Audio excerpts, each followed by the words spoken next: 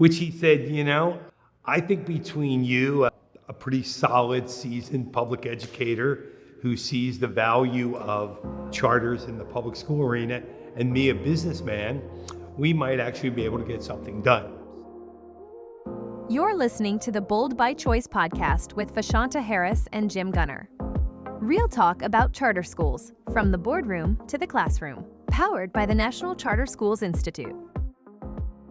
Welcome back, friends, to the Bold by Choice podcast, where we are exploring the roots, revolutions, and the realities of the charter school movement. I'm your host, Vashanta Harris. And I'm Don Cooper.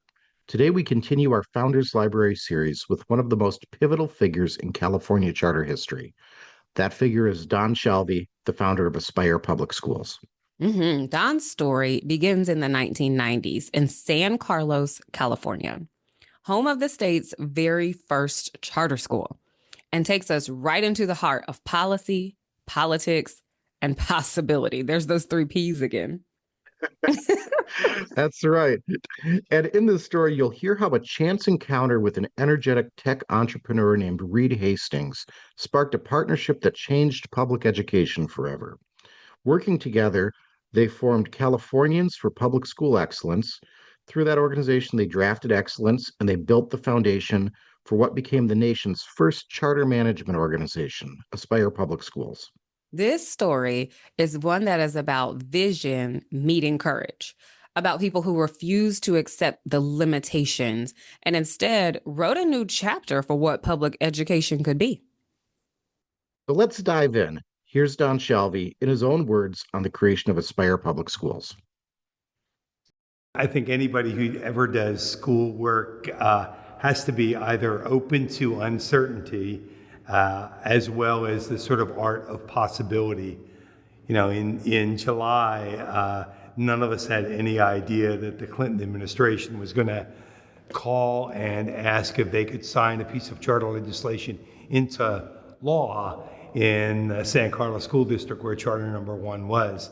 And lo and behold, you fast forward to September the 17th, and there comes President Clinton, the First Lady, Senator Boxer, you name an elected California Dem dignitary, and they were in the House, and only 250 people were allowed in this small multi-use room because the media had set up platforms to be able to capture this event. It was the president, followed by was First Lady, followed by the president, and then a roundtable conversation about charters. And so they wanted every media, TV station to carry that. So 250 people. I had been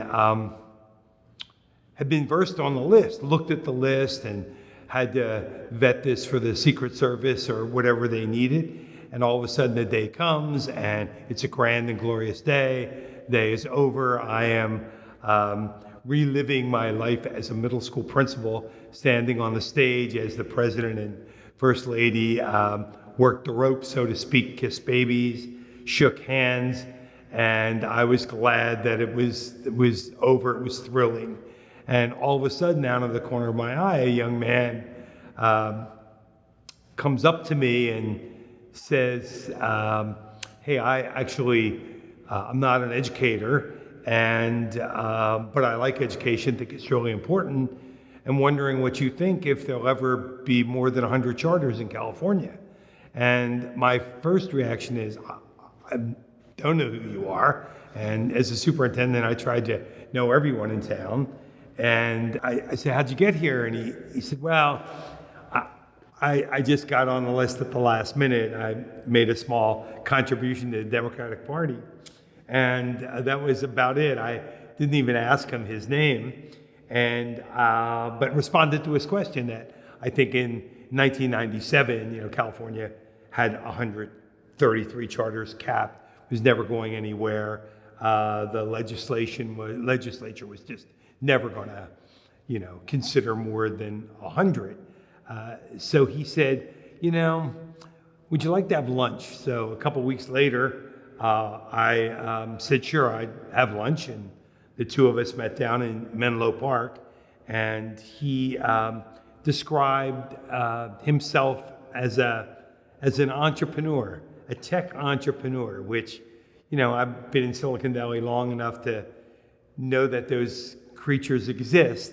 And I knew of them and even met a few of them, but not this particular gentleman who said, back when you were starting the first charter in California in 1992, I was starting a software company that I started for $400,000. And this July, when President Clinton called you to ask about coming here, I sold my company for $752 million.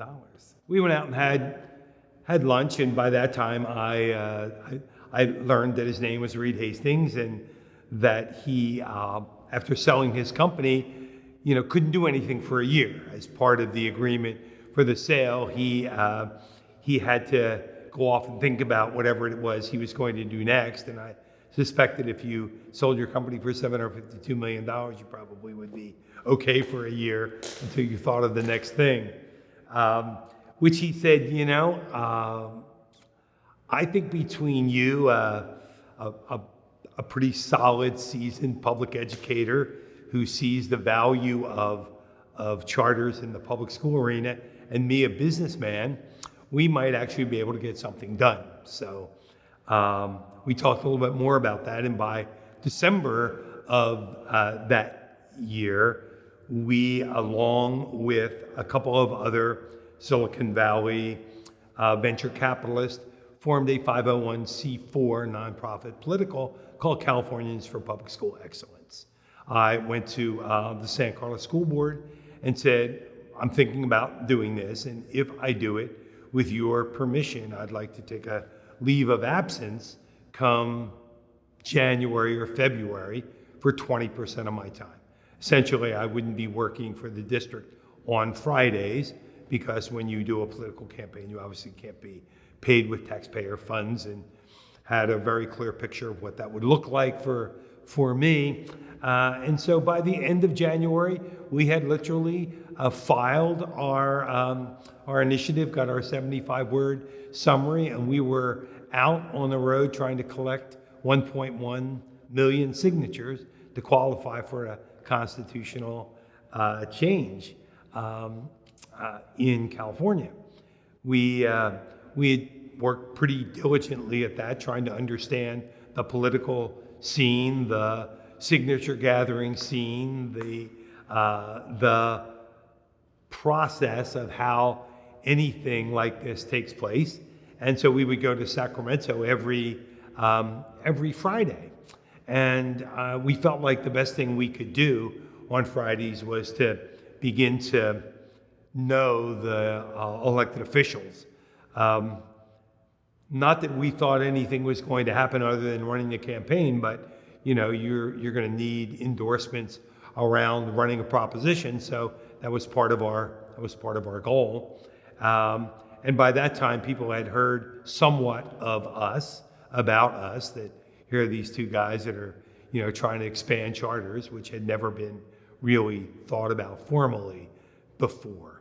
I must also say that many of the legislators during that time had heard of us from those folks who didn't think what we were doing was a very good idea. We were sort of characterized as wild or fanatical. One of the things we learned about the political process is that if you showed up after the building closed and made appointments with legislators and brought a halfway decent bottle of California's finest produced beverage, wine, you could engage in a conversation, which we had done a few times. And as luck would have it, we had made enough contacts that we were actually able to get in to see John Burton, the head of the Senate pro tem in the California Senate, who's a legendary legislator and personality in San Francisco, long-standing political family, the Burtons. So we were sheepish to go in there we obviously did bring a bottle of wine with us. We did go in there, and Senator Burton is as close to a Sinatra Rat Pack figure in politics as you would get. We walked in there. His bookcase that was prominent when you walked in had, I think, every great remnant from his political career from the Summer of Love on out. So I found that to be a living museum. Senator Burton looked at us and he said, "You two look normal. Why do I keep hearing that you're the devil in disguise?" And we said, "Well, we don't know why, but we're happy to try to talk you out of that perception."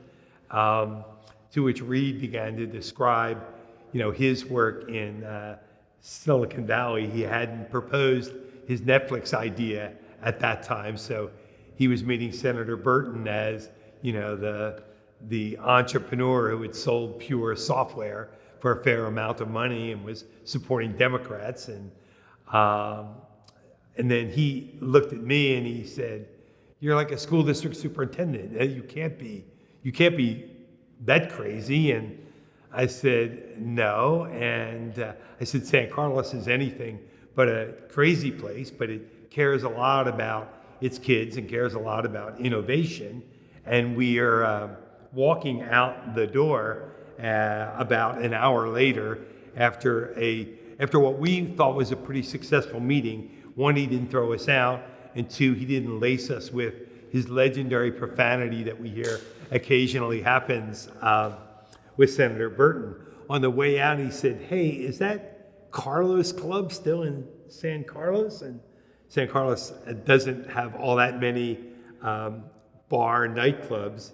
The Carlos Club is fairly legendary. It's across the street from the Caltrain station and is the only karaoke place in town at that time. So, of course, I said it was, and he said, my brothers and I would stop by the Carlos Club on our way back from swimming in some quarry down in San Jose, and it was a great spot. And of course, I probably was underage, but that didn't matter in the Carlos Club.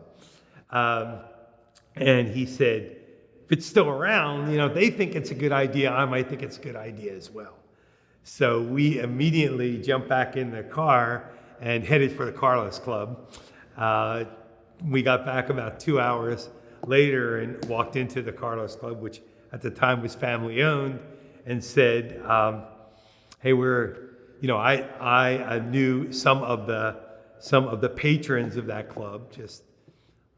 I think they were probably parents of kids in our schools, and talked to them and said, if I brought you a letter that said what we were doing is a pretty good idea, would you all be willing to sign it and we could send it to Senator Burton?" And of course, they all said they would. Early the next week, I brought back a letter that anyone in the bar, including the owner, signed, and we sent it to Senator Burton.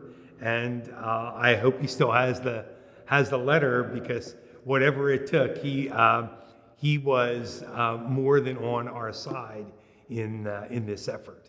Steve Barr is his own force of nature.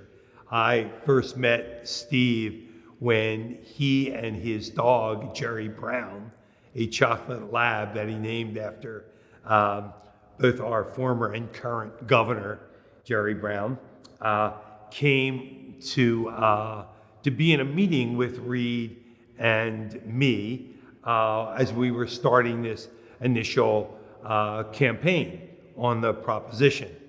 Steve had learned of it somehow, some way.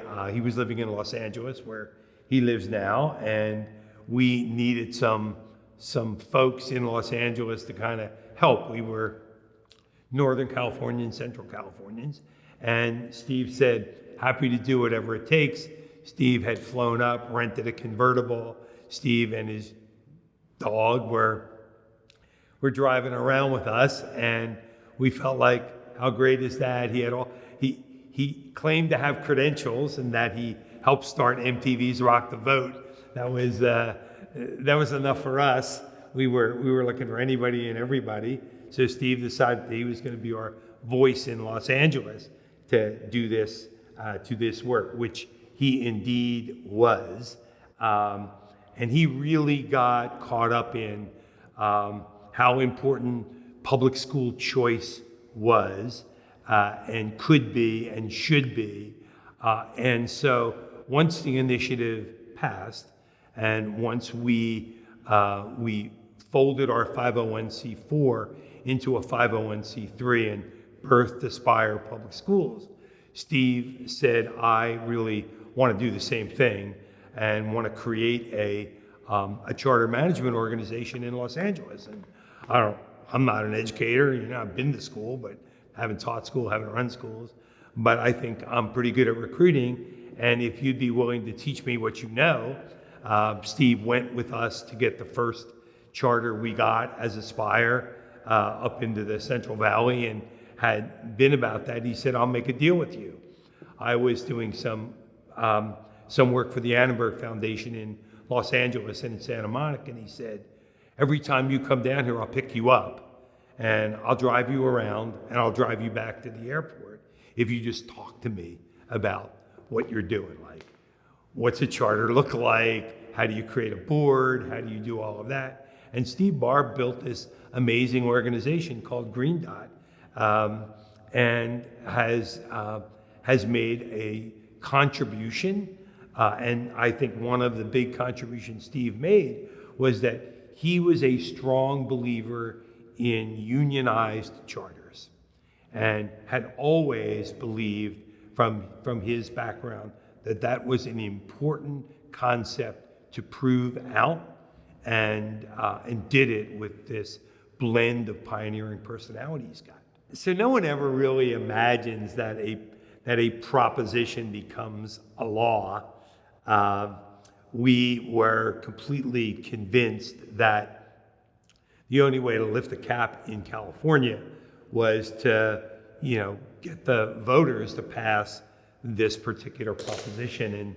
And, come March, we were bound and determined. We had gained the 1.1 million signatures, so we knew we would qualify. And near the end of March, we got a call from the California Teachers Association who said, we'd actually love to have a conversation with you. So we, of course, went to that meeting with the legal staff that we had hired, and CTA as a representative sat down with us, and I think they were very clear. They said, look, we don't like what you're doing, but we don't hate it enough to want to spend money to defeat it, and we think we could defeat it. But we really have a proposition we would love to see passed, and we're going to devote a good portion of our time, resources, energy to that. And quite frankly, we're not in love with Governor Wilson's Prop 8 that we would like to see defeated. So that's where we want to focus our time. And if you would be willing to take this proposition of yours and work with us to basically write a law, write a bill. Let's develop a bill which we would be willing to use our political leverage to help get passed in return for you basically giving us your million signatures, not running this thing. So we thought a lot about it, and quite frankly, neither Reed nor I felt like we had a great chance of getting this thing passed. I mean, in our pre-polling, only 5% of the people we polled knew what a charter was. So we had that. Two, we had some expert help, but literally we were working off of a $9.95 yellow paperback book called the Initiative Cookbook that we were using as a game plan. And so we thought about it, and quite frankly, I wasn't interested in taking more time off my job. So at the end of the day, we said, why not? We literally worked with CTA for a weekend and another week to craft AB 544, which through a lot of legislative magic, suddenly we had a bill that was gutted. Oh my goodness. What a journey. Don Shalvey didn't just build a network of schools. He actually helped build a movement, so other networks were able to be created after his. His collaboration with Reed Hastings, like, oh my gosh, listening to that chance encounter. He didn't even know who Reed Hastings was. And this was, of course, prior to, the Netflix stuff and everything. But that was like super cool to read about. And so their collaboration together and the team that wrote AB 544 showed what's possible when educators and innovators find common ground. That's exactly right. And there's that one very pivotal clause in the bill, and that clause allows a single board of directors to oversee multiple schools. And that was just really revolutionary at the time because most states, well, every state up until that time was in a very traditional one charter, one board, one school model.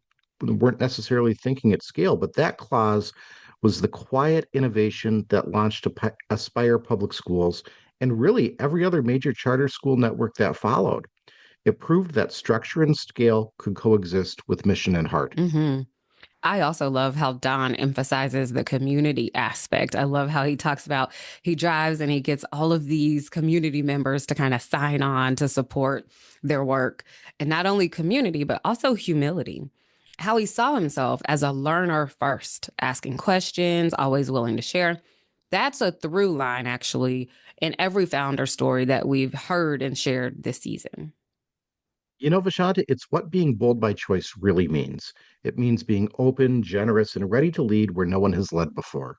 Don Shalvey's legacy is still shaping schools today, from Aspire's classrooms in California to the partnerships that continue to link districts and charters across the country. His story really reminded me that great change often starts with an unlikely meeting, a shared lunch, and mostly the courage to say yes. If you'd like to hear the full interview, visit the National Charter Schools Founders Library at charterlibrary.org. That's right. Well, friends, next time we're going to share another voice from the Founders Library, another leader who dared to turn vision into action. Now, if you haven't already, go ahead and hit that subscribe button, like our show, follow us, even write us a review on one of our social media accounts. We really want to know how this is resonating in the field. Until then, stay bold.